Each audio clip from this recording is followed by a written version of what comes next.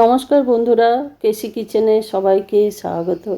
আজ আমি নিয়ে এসেছি ভিন্ডির একটা ভীষণ চটপটা রেসিপি। এরকম রেসিপি ভাত বা রুটি, পরোটা, লুচি সব জিনিসের সাথেই খেতে ভীষণভাবে ভালো লাগে। চলো দেখে নিই কীভাবে আমি বানাচ্ছি। দেখো, আমি কিছুটা ভিন্ডি নিয়েছি। ভিন্ডিটা প্রথমে অবশ্যই ভালো করে ধুয়ে নিচ্ছি।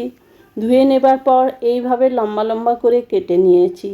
আর ভিন্ডিটা প্রথমে কিন্তু ধুয়ে নিলে কি হয়, রান্নাটা বেশ ঝরঝরে মতো হয়। তাহলে যে ভিন্ডির একটা লালা থাকে সেইটাও নষ্ট হয়ে যায় ধুয়ে নিলে।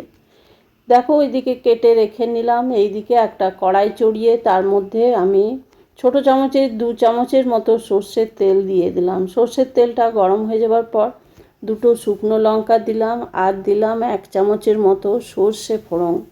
আমি এটা একটু চটপটা ধরনের বানাচ্ছি। এইভাবে তোমরা একদিন বানাবে, বানিয়ে দেখবে, খেতে ভীষণ ভালো লাগে। একটু ভিন্ন ধরনের স্বাদ হয়। আমরা তো সব সময় 5 ফোড়ন, গোটা জিরে এরকম ফোড়ন দিয়ে বানিয়ে থাকি। দেখো, সর্ষেটা দিয়ে দেওয়ার পর একটু ভালো করে নেড়েচেড়ে নেবার পর কিছুটা কারি পাতা দিয়ে দিলাম তেলের মধ্যে। কারি পাতাটা দিয়ে দেওয়ার পরে দেখো ভালো করে ভেজে নিলাম। কারি পাতা তেলের মধ্যে ভীষণ ফাটে, সেই জন্য ভালো করে শুকিয়ে নেবার পরই দিতে হবে। এরপরে কিছুটা একটা পেঁয়াজ, আমি মিডিয়াম সাইজের পেঁয়াজকে ছোট করে কেটে রেখেছি, সেই পেঁয়াজটা দিয়ে দিলাম। পেঁয়াজটা দিয়ে দেওয়ার পর পেঁয়াজটাও একটু ভালো করে ভেজে নেব। তোমরা তো ভিন্ডির তরকারি অনেকে অনেক রকমভাবে খেয়ে থাকো। এইভাবে একদিন বানিয়ে খেয়ে দেখো, খেতে ভীষণ ভালো লাগে আর ভীষণ চটপট এটা হয়েও যায়। সকালে যদি টিফিনের ব্যাপার থাকে বাচ্চাদের বা অফিসের, তাহলেও খুব সহজে এটা বানিয়ে দিতে পারো আর খেতেও খুব ভালো লাগে। এরপরে দেখো, একটা টমেটো আর কয়েকটা কাঁচা লঙ্কা আমি কেটে রেখেছি আর টমেটোটাকেও ছোট করে কেটে নিয়েছি, সেইটা আমি দিয়ে দিলাম। এইটা আমি একদম কাটা লঙ্কা দিয়েই করব, পেস্ট লঙ্কা দিয়ে করছি না। টমেটো আর কাঁচা লঙ্কাটা দিয়ে দেওয়ার পরে দেখো একটু নেড়ে চেড়ে নিলাম। এইবার পরিমাণ মতো আমি নুন দিয়ে দিলাম।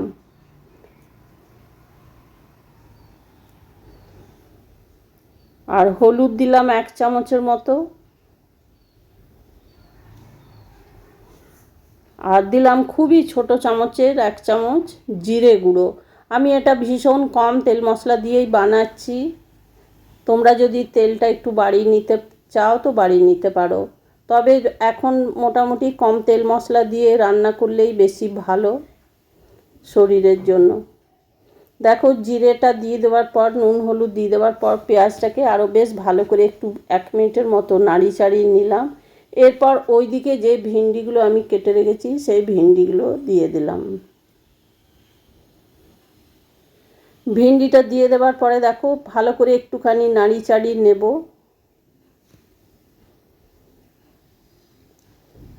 নাড়িয়ে নেবার পরে ঢাকা দিয়ে প্রায় 3 মিনিটের মতো লো ফ্লেম করে রেখে দিয়েছিলাম। তারপরে দেখো 3 মিনিট পর ঢাকা খুলে দেখাচ্ছি, ভিন্ডিটা একদম সেদ্ধ হয়ে গেছে। ভিন্ডি খুব সহজেই সেদ্ধ হয়ে যায়। আর দেখো, একদম এই রান্নাটা ভিন্ডিটা সেদ্ধ হবে অথচ একদম গলবে না, গোটা গোটা থাকবে, তাহলেই কিন্তু খেতে ভীষণ ভালো লাগে। এরপরে দেখো ভিন্ডিটাকে সমানে কিন্তু ভালো করে ভেজে নেবো, লো টু মিডিয়াম আছে।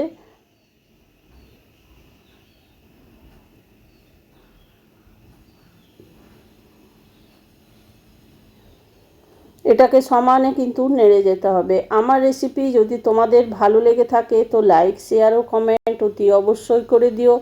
নূতন বন্ধুদের সাবস্ক্রাইব করার অনুরোধ রইল।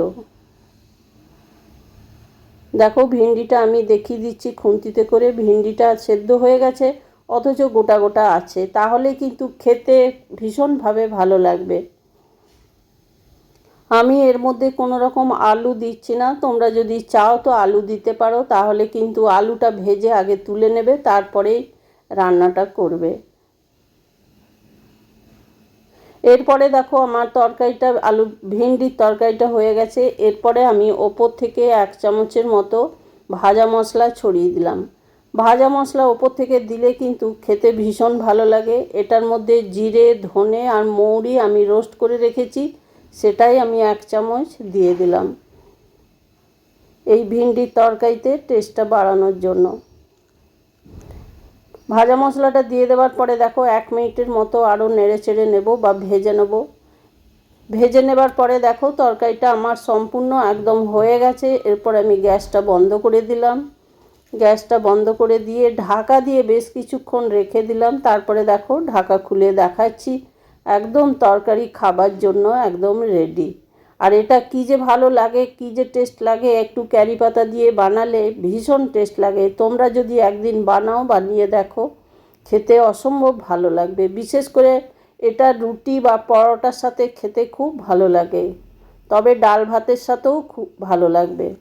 এরপরে দেখো হয়ে যাবার পর আমি একটা প্লেটের মধ্যে উঠিয়ে সার্ভ করে দিলাম।